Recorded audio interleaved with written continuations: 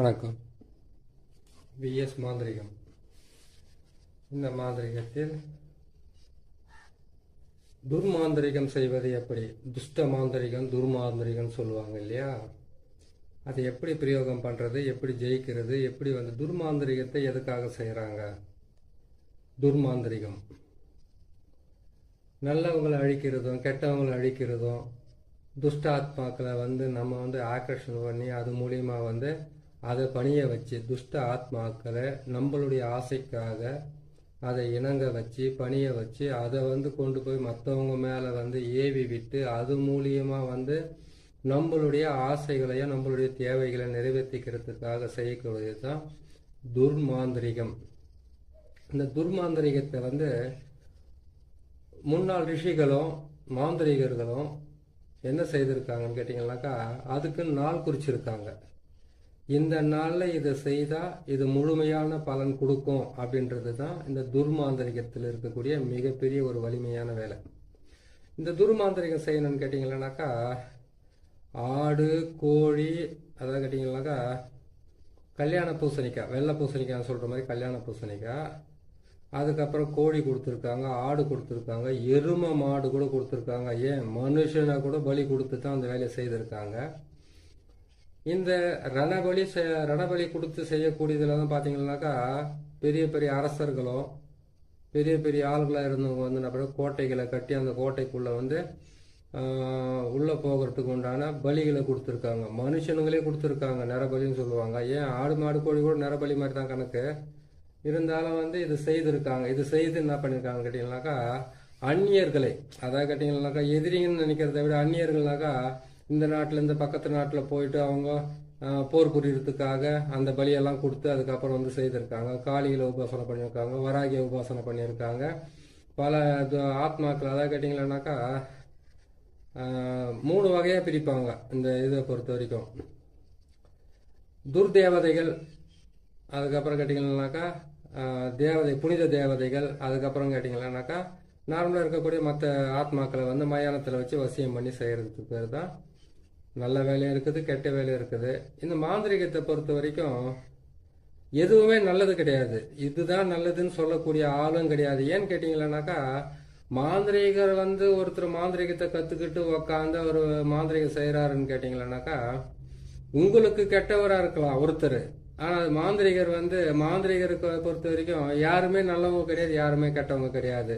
உங்களுக்கு கெட்டவரான ஒருத்தருக்கு மாந்திரிகத்தை பிரயோகம் பண்ணி அவங்கள துன்பப்படுத்துறது, அவங்கள கஷ்டப்படுத்துறது, அவங்கள குடும்பத்திலிருந்து பிரிக்கிறது, குடும்பத்திலிருந்து அவங்களுக்குள்ள சண்டைகளை மூட்டி விடுறது, அதுக்கப்புறம் வியாபாரத்தை தடுக்கிறது, அதுக்கப்புறம் இது எல்லாமே கேட்டீங்கன்னா ஒருத்தருடைய ஆசைக்காக இன்னொருத்தரை அழிக்கிறதுக்கு பேர் தான் மாந்திரிகம். இந்த மாந்திரிகத்தை எப்படியெல்லாம் பிரயோகம் பண்ணாங்க, எப்படியெல்லாம் செய்தாங்கன்றத மாந்திரிகன்றத கெட்டது தான், நல்லதே கிடையாது. நல்லதுன்னு கேட்டீங்கன்னாக்கா, ஒருத்தருக்கு ஒரு ஆசை அதை நிறைவேறத்துக்கு மறைமுகமா பிரயோகம் படுத்தக்கூடிய ஒரு வேலை தான் மாந்திரிகம். இதுதான் இதுக்குள்ள இருக்கிற உண்மையான விஷயம். ஏன்னு கேட்டீங்கன்னாக்கா, பாக்குறாங்களேன்றதுக்காக எவ்வளவு வேணாலும் போய் சொல்லணுன்ற அவசியம் எல்லாம் கிடையாது. ஒரு தகடு எடுத்து பாக்கெட்ல வச்சுட்டு போனாக்கா தனவசியம் ஆயிடும். ஒரு மாந்திரிகத்தை பிரயோகம் பண்ணிட்டாக்கா அதனால பாத்தீங்கன்னாக்கா ஊர்ல இருக்கிற பெண்கள் எல்லாம் வசியம் பண்ணிக்கலாம், ஆண்களை பெண்கள் வசியம் பண்ணிக்கலாம், அப்படிலாம் கிடையாது. ஏன்னு கேட்டீங்கன்னாக்கா, ஒரு மாந்திரிகத்தை நீங்க பிரயோகம் பண்ணி செய்யறதால நம்மளுக்கு நார்மலாவே கடவுள் வாழ்க்கையில சில நன்மைகளும் சில தீமைகளும் சில சமமான வேலைகளும் நம்மளுக்கு கொடுத்துருக்கிறாரு. அதிலிருந்து நம்மளுடைய பெரிய ஆசைன்னு சொல்லலாம், இல்ல சின்ன நிறைவேறாத ஆசைன்னு சொல்லலாம், ஒரு பெரிய பெரிய விஷயம் சொல்லலாம். அதிலிருந்து நம்ம அந்த ஆசைகளை நிறைவேற்றிக்கிறதுக்காகவும் நமக்கு தேவைப்பட்ட ஆட்களையோ இல்லை வேற ஏதோ ஒன்று நமக்கு பணிய வைக்கிறதுக்காக செய்யக்கூடியது தான் இந்த அஷ்ட கர்மம் என்னக்கூடிய மாந்திரீக பிரயோகம். இந்த மாந்திரிக பிரயோகத்தில் துர்மாந்திரிகம் அப்படின்ற ஒரு தலைப்பில் எடுத்துன்னு போயிட்டு இவ்வளோ நேரம் பேசின்னு போயிட்டேன். சரி, இது நம்ம சொல்ல வேண்டியது என்னுடைய கடமை, நான் சொல்லிட்டேன். துர்மாந்திரிகன்றது கேட்டிங்கன்னாக்கா, அமாவாசைக்கு மறுநாள் அரைமுட்டு, இன்னைக்கு அரைமுட்டு தான், இந்த நாளில் தான் உங்களுக்கு நான் போட்டு காட்டுறேன். ஒவ்வொரு நாளைக்குமே ஒரு மாந்திரிகம் பிரயோகம் பண்ணது. நேராக வந்தோன்னு ஒரு மாந்திரிகத்தை கையில் ஒன்று எடுத்துக்கிட்டு ஒரு தகடு ஒன்று எடுத்துக்கிட்டு அதுக்கப்புறம் வேப்பாலை எடுத்துக்கிட்டு செய்யறது பேர் மாந்திரிகம் இல்லை. ஒவ்வொருத்தரும் வெறும் வேப்பாளிலே அவங்களுக்கு மந்திரத்தை போட்டு அவங்களுக்கு இருக்கக்கூடிய தோஷங்கள் திருஷ்டிகள் அதெல்லாம் விளக்குறது உண்டு. ஒரு சிலருக்கு வந்து பாத்தீங்கன்னாக்கா மிகப்பெரிய மாந்திரிக பிரயோகம் செய்து தான் அவங்க வாழ்க்கையில வெற்றி பெறணுன்றது ஒரு சிலருடைய ஆசைகள். அதே மாதிரி கேட்டீங்கன்னா அதுக்கு தகுந்த தேவையான பொருட்கள்லாம் செய்ய வேண்டியதா இருக்கும். இந்த துர்மாந்திரிகத்தை பொறுத்த வரைக்கும் துஷ்ட ஆத்மாக்களை வசியம் பண்ணி அதை ஏவல் விட்டு அது மூலியமா மற்றவங்களை வசியம் பண்ணி அந்த மற்றவங்களை வந்து நமக்கு பணியை வச்சு என்னாலுமே நமக்காகவே வந்து வாழ்ந்துகிட்டு இருக்கிறதுக்காக செய்யறதுக்காகவும் பணம் பறிக்கிறதுக்காக செய்யறதுக்காகவும் அதுக்கப்புறம் கேட்டீங்கன்னாக்கா வீட்டுக்குள்ள இருக்கிற மாமியார் மருமக, அதுக்கப்புறம் மாமனார் மருமக, இப்படி எல்லாம் வந்து பிரச்சனைகள் எல்லாம் நிறைய இருக்குது இல்லையா, கணவன் மனைவி பிரச்சனைகள் இருக்குது இல்லையா, அந்த மாதிரி இருக்கக்கூடியவங்களை வந்து நமக்கு வந்து வசப்படுத்துறதுக்காகவும், அப்படி இல்லைன்னு கேட்டீங்கன்னாக்கா அவங்கள அந்த வீட்டை விட்டு பிரிச்சு வெளியில ஓட்டுறதுக்காகவும் அவங்களால ஏற்படக்கூடிய துன்பங்கள் இருந்து விளக்குறதுக்காக தான் இந்த துர்மாந்திரிகத்தை பிரயோகம் பண்ணுவாங்க. இந்த துர்மாந்திரிகத்தை பிரயோகம் பண்ணணும்னு கேட்டீங்கன்னாக்கா முதல்ல நமக்கு தேவை நேற்று போட்ட சக்கரம் தான். ஆனால் சக்கரத்தை பொறுத்த வரைக்கும் 8 வகையா பயன்படுத்தலாம். அதே சக்கரத்தை வச்சு 8 வகையா பயன்படுத்துறது நேற்று போட்ட சக்கரம் தான். இதுல வந்து பாத்தீங்கன்னாக்கா ஒரு வித்தியாசம் என்னன்னு கேட்டீங்கன்னாக்கா இதுல வந்து 9 முட்டையை வைக்க வேண்டியதா இருக்கும். 9 முட்டையை வச்சு ஒரு மண் பாத்திரத்தை வாங்கிட்டு வந்து அதுல வந்து கேட்டீங்கன்னாக்கா நம்ம அஷ்ட கர்மத்துக்கு வந்து முக்கியமா தேவை வந்து கேட்டீங்கன்னாக்கா ருத்ரபூமி விபூதின்னு சொல்லுவாங்க. அது ருத்ரபூமி விபூதின்னு சொல்றது வந்து கேட்டீங்கன்னாக்கா மயான சாம்பல். வெறும் மயான சாம்பல்ல வந்து பன்னியோட ரத்தத்தை கலந்து போட்டு அதுக்கு தேவையான பொருட்களை வச்சாலுமே போதும், ஆட்டோமேட்டிக்கா ஒரு குடும்பத்தை விட்டு ஓடுவாங்க, வீடு காலி பண்ணி போடுவாங்க. அது எப்பேற்பட்ட இடமா இருந்தாலும் காலி பண்ணி விட்டுடலாம். அவ்வளவு கஷ்டமா வேலை செய்யும். அதையெல்லாம் அவங்களுக்கு பொறுமையாகவும் ஒவ்வொன்றா போட்டுக்கிட்டு வராங்க. 100கணக்கான ஆயிரக்கணக்கான மாந்திரிக பிரயோக ரகசியங்கள்லாம் இருக்குது. ஒவ்வொன்றா சொல்லிக்கிட்டு வரேன். நீங்க பார்த்து பிரயோகம் பண்ணாலும் சரி, நீங்களே செய்து உங்களை காப்பாத்திக்கிட்டாலும் சரி, அது உங்களுக்கு ரொம்ப நல்லதுதான் இருக்கும். ஏன்னு கேட்டீங்கன்னாக்கா நல்லவன் அப்படின்றதுக்கு ஒரு அர்த்தம் என்னன்னு கேட்டீங்கன்னாக்கா வாழ முடியாதவன் வாழ தெரியாதவனுக்கு பேர் தான் நல்லவன். துன்பத்தை அனுபவிக்க பிறந்தவனுக்கு பேர் தான் நல்லவன். ஒரு நல்லவனா வாழ்ந்து இந்த பூமியில படுற சிரமம் சித்திரவதையும் இருக்குது பாருங்க, சாதாரணமா இருக்காது. அது கெட்டவங்க மட்டும் நல்லா வாழ்ந்துருவாங்கனாக்கா அவங்க கெட்டவங்க இல்ல, வாழ தெரிஞ்சவங்களுக்கு பேர் தான் கெட்டவங்க. அதான் கேட்டீங்கன்னாக்கா கெட்டதையாவது செய்து வாழணும்னு நினைக்கிறாங்க பாருங்க, அவங்க தான் பாத்தீங்களா அந்த பூமியில வாழ தகுதியானவங்க. நல்லவங்க என்ன கேட்டீங்கன்னாக்கா ஒருத்தர் சண்டைக்கு போக மாட்டாங்க, ஒரு பிரச்சனைக்கு போக மாட்டாங்க, ஒழிச்சு சாப்பிட்டோமா ஒரு மூலையில படுத்தோமா நல்லா தூங்கி வந்துச்சுமா காலத்துல வந்து எல்லாமே நடந்ததுக்கு அப்புறம் போய் சேர்ந்தமான இருப்பாங்க. கெட்டவங்க வந்து வாழ தெரிஞ்சவங்க, வாழறதுக்காக ஆசைப்படுறாங்க. அந்த ஆசைகள் மூலியமா அவங்க செய்யக்கூடிய சின்ன சின்ன தவறுகளால அவங்க கெட்டவங்களா நம்ம கண்ணுக்கு தெரிறாங்க. இதுல வந்து யாரும் வேறுபடுத்தி பேசணுன்ற அவசியமே கிடையாது. நமக்கு கரெக்டா செய்யறோமா, செய்து முடிச்சுமா, அவங்கள பொறுத்த வரைக்கும் வாழத்துக்கு தெரிஞ்சவங்க, இவங்களை பொறுத்த வாழ தெரியாது. இது 2 மட்டும் தான் தெரிஞ்சுக்கணும். சரிங்களா? சரி, நம்ம இந்த தலைப்புக்கு வரலாம். இப்போ இந்த துர்மாந்திரிகத்தை பிரயோகம் பண்றதுக்கு உண்டான வழினா 9 முட்டை, 6 தேங்காய், 8 எலுமிச்சம்பழம் இதுக்கு தேவை. 8 எலுமிச்சம்பழத்தை வச்சு 9 முட்டையை வச்சு 6 தேங்காயை வச்சு என்ன செய்யறது? இது செஞ்சோம்னாக்கா இது மாதிரி துர்மாந்திரிகத்துல வந்து என்னென்ன பலன் இருக்குது? துர்மாந்திரிகத்தை பொறுத்த வரைக்கும் தீராத பகை, கண் திருஷ்டி, ஓம்பல், எதிரிகளோட தாக்கம், குடும்பத்துல வந்து அடிக்கடிக்கு வந்து ஒவ்வொரு நாளுமே வந்து மாந்திரிக பிரயோகம் பண்ணி உங்களை கெடுக்கிறவங்க, உங்களை தடுக்கிறவங்க, உங்க தொழிலை தடுக்கிறவங்க, உங்க குடும்பத்தை வந்து சீரழிக்கிறதுக்காகவும் சீர்குலைக்கிறதுக்காகவும் அலையிறவங்களுக்கு வந்து தண்டனை கொடுக்கறதுக்கு தான் இந்த துர்மாந்திரிகத்தை பிரயோகம் பண்ணணும். இந்த துர்மாந்திரிகத்தை பிரயோகம் பண்றதுக்கு நேத்து போட்ட சக்கரத்திலே வந்து 8 வகையா செய்யலாம் சொல்லியிருக்கேன். அந்த 8 வகையில பொறுத்த வரைக்கும் அதுல நேத்து போட்டது வந்து வயானமசி, அதுக்கப்புறம் வசியமாவா, இது எல்லாமே இதுல வரும். இதுல வந்து அந்த சக்கரத்தை மட்டும் போட்டுக்குங்க. தகுடுல போடணும். தரையில போடுறது வந்து மாந்திரிகரா இருந்தா இந்த சக்கரத்தை தரையில போட்டு உங்களை தேடி வந்தவங்களை வந்து தெற்கு பக்கம் பாக்குற மாதிரி உட்கார வச்சுட்டு நீங்க வடக்கு பக்கம் பாக்குற மாதிரி உட்காந்து அதுக்கப்புறம் வந்து இதுக்கு உண்டான சக்கரத்தை போட்டு எதிர்த்தாப்புல உட்கார வச்சு ஒரு மண் பாத்திரத்துல இந்த சொல்லுவாங்க இல்லையா உளுந்து மாவு வந்து நம்ம உளுந்து மாவு எடுத்தோம்னாக்கா மோகினி வசியத்துக்கும் ஆண் பெண் வசியத்துக்கும் அரிசி மாவாலையும் வந்து இதெல்லாம் செய்யலாம். அதே மாதிரி கெட்ட வேலை செய்யணும்னு கேட்டீங்கன்னா எட்டி மரத்தினுடைய அடியில் இருக்கக்கூடிய மண், புத்து மண், அதை பாழடைஞ்ச புத்து மண், பாழடைஞ்ச வீடு மண், முக்கூட்டு வழி மண், இந்த மண்ணுங்களை எடுத்து தான் செய்யணும். அதுக்கு வந்து ஒவ்வொரு பதிவா நான் போட்டுக்கிட்டு வரேன். நிறைய இருக்குது. ஒரே ஒரு மாந்திரிகத்தை கத்துக்கிட்டு நம்மளால எதையும் ஜெயிக்க முடியாது. எல்லா மாந்திரிகம் என்பது வந்து 8 பிரிச்சோம்னாக்கா 64 கலை வரும். 64 வந்து நான் 8ஆல பிரிச்சோம்னா எட்டால நம்ம பெருக்கணும்னா எத்தினி வருது அவ்வளோ வரும். அதுல எல்லாம் ஒவ்வொன்று தான் சொல்லிக்கிட்டு வர முடியும். நான் சொல்லிக்கிட்டு வரேன், நீங்க பாத்துக்குங்க. பாத்துட்டு வந்தீங்கன்னா உங்களுக்கு நல்ல பலனை கொடுக்க ஆரம்பிச்சு. இந்த அரைமுட்டு நாள் என்ன பண்ணணும், நான் கரெக்டா 12 மணி, அது இரவா இருக்கட்டும் பகலா இருக்கட்டும் சரி, இதுலயே ஒரு வித்தியாசம் இருக்குது. அரைமுட்டைன்றது பார்த்தீங்கன்னா அமாவாசை 2 பட்டு வந்துச்சு. அரைமுட்டை மட்டும் எப்படி காலையில் 12 மதியம் 12 மணி நைட் 12 மணி எப்படி பிரிக்க முடியும்? நீங்கள் அது நினைக்காதீங்க. அரைமுட்டாவே நினைங்க, அமாவாசையாவே நினைங்க. திருக்கணிதம், வாக்கிய கணிதம், அதுக்கப்புறம் ஒவ்வொரு மனிதர்களுக்குமே ஒவ்வொரு திதிகளும் ஒவ்வொரு கரணங்களும் வச்சுக்கிட்டு இருக்கிறதுனால அமாவாசைக்கு மறுநாள் அரைமட்டை 12 மணிக்கு செஞ்சுக்குங்க. இல்லைன்னு கேட்டால் நைட்டு 12 மணிக்கு தாராளமாக நீங்கள் செய்யலாம். 12 மணிக்கு செய்துட்டு எந்த பக்கம் போகிறது எடுத்துக்கணும்னு பயம் வந்தாக்க மாந்திரிகர்கள் வந்து மொத்தத்தில் பயப்படக்கூடாது. மாந்திரிகம் பிரயோகம் படுத்தின முடிவு பட்டீங்கன்னாக்கா முதல்ல உங்கள் உடம்பை விட்டு போக வேண்டியது பயம் போனால் தான் உங்களால் ஜெயிக்க முடியும். சரிங்க.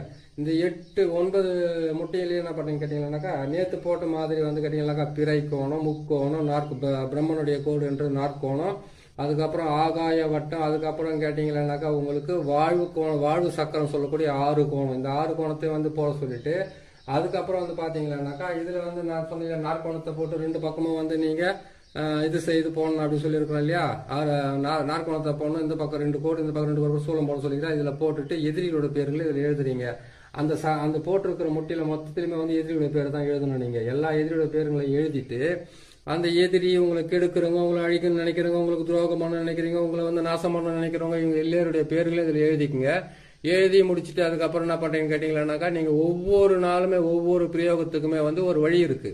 அந்த வழியில வந்து பாத்தீங்கன்னா கெட்ட நாள் என்று சொல்லக்கூடிய அந்த அமாவாசைக்கு மறுநாள்னு சொல்லக்கூடிய அந்த வந்து அரைமட்டில் வந்து நீங்க இந்த மாந்திரிகத்தை பிரயோகம் பண்றதுக்கு இந்த தகுட்டில் வந்து என்ன பண்றீங்கன்னு கேட்டீங்கன்னாக்கா உங்களுடைய யாரை நீங்க அழிக்கணும்னு நினைக்கிறீங்களா, யாரை நீங்க கெடுக்கணும்னு நினைக்கிறீங்களா, அதாவது நான் வெளிப்படையாக சொல்லிடுறேன், நீங்க யாராவது வந்து நாசமாகணும்னு நினைக்கிறீங்களா அது செய்யணும்னு கேட்டால் இந்த தகுட்டில் தான் அதை எழுத வேண்டியதாக இருக்கும். இதுல என்ன ஒரு விஷயம் கேட்டீங்கன்னாக்கா நசி பிரி இது மட்டும் தான் எழுத வேண்டியதாக இருக்கும். அந்த தகுட்டில் இந்த கோட்டுங்களில் எழுதணும். அதுவே இந்த கோட்டுங்களில் போட்டு எழுதுனீங்கன்னா அது கரெக்டாக வந்துடும். இந்த முட்டைங்கள்லேயே வந்து நசி தான் எழுதணும், பிரின்னு தான் எழுதணும். அதை எழுதிட்டு என்ன பண்ணுங்கன்னாக்கா எழுதிட்டு இந்த முட்டைகள் எல்லாம் பேருங்களை வச்சுட்டு அந்த மண் பாத்திரத்தில் வந்து அந்த முட்டையை ஒவ்வொன்று தலையை சுற்றி வைக்கக்கூடாது, அப்படியே வைக்கணும். உங்கள் தலையை சுற்றி எல்லாம் வைக்க உங்களுக்கு பிடிச்சிருக்கிற பேடியோ தரித்திரமோ செய்வன பாதிப்போ மாந்திரிக பிரயோகமோ எதுவாக இருந்தால் தான் அதை நீங்கள் விளக்கறதுக்காக உங்கள் தலையை சுற்றி வைக்கணும். அப்படி இல்லைன்னு கேட்டீங்கன்னாக்கா இந்த தகுடை ஒன்று எழுதிட்டு இந்த தகுட்டுக்குள்ள வந்து நசி பிரிப்பிட்டு அவங்களோட பேரெல்லாம் போட்டு எழுதிட்டு அதுக்கப்புறமா என்ன பண்றீங்கன்னு கேட்டீங்கன்னாக்கா இந்த சக்கரத்தை வந்து தகுட்டுல போட்டு எழுதிட்டு 1க்கு 4 தகுடா எழுதி 4 பக்கம் மரத்தில் அடிக்க வேண்டியது இருக்குது. இல்லைன்னு கேட்டீங்கன்னாக்கா அவங்க வீட்டுங்களை கூட போட வேண்டிய நிலைமையா கூட இருக்கலாம். நீங்க அப்படி செய்ய முடியல, அவங்க வீட்டுக்கெல்லாம் போக முடியாது, ஒரு எதிரியாச்சு எப்படி போக முடியும், அவங்க கிட்ட போனோம்னா நமக்கு எல்லாம் பிரச்சனை நடந்துங்கன்னா நீங்க அதை செய்யாதீங்க. மரத்தங்களை எட்டி மரத்துலயே அதுக்கப்புறம் எட்டி மரத்துல அடிக்கலாம், அதுக்கப்புறம் அரளி செடியில அடிக்கலாம், கசப்பான மரத்துல அடிக்கலாம், வேப்ப மரத்துல அடிக்காதீங்க. ஏன்னு கேட்டீங்கன்னாக்கா மகாமாயி இருக்கிறது மாரியம்மன் இருக்கிற இடத்துல போய் நீங்க அடிச்சுட்டு வந்தீங்கன்னாக்கா உங்களை தான் தரநாசம் பண்ணி உட்காந்துப்பாங்க. அதை நீங்க செய்யக்கூடாது அந்த வேலைங்களை. இதை செய்து முடிச்சுட்டு அவங்க பேருங்களை எழுதிட்டு என்ன பண்றீங்க கேட்டீங்கன்னாக்கா நல்ல கற்பூரத்தை வந்து ஒரு 100 கற்பூரம் 108 கற்பூரம் ஒரு 5 பேக்கெட் வந்து வெள்ளை கற்பூரமா வாங்கிக்கோங்க, சூடம். அதை வாங்கி என்ன செய்றீங்கன்னு கேட்டீங்கன்னாக்கா இந்த இதுலயே போட்டுட்டு என்ன பண்ணீங்கன்னா அவங்களோட பேரை போட்டீங்க. இதோட சேர்த்து வெண்கடுகும் சேர்த்து போட்டுக்குங்க, சாம்பிராணியும் சேர்த்து போட்டுக்குங்க. சேர்த்து போட்டுட்டு இந்த எலுமிச்சை மரத்துல எல்லாம் அவங்க பேரை எழுதிட்டு 4 திசைன்னு சொல்லுவாங்களே, கிழக்கு மேற்கு வடக்கு தெற்கு, இந்த 4 திசையிலுமே வந்து இது என்ன பண்ணுங்க, எலுமிச்சம்பழத்தை வந்து 4 திசையில நசுக்குறீங்க. இந்த சக்கரத்தை போட்டா கூட அங்கேயே நசிக்கணும்.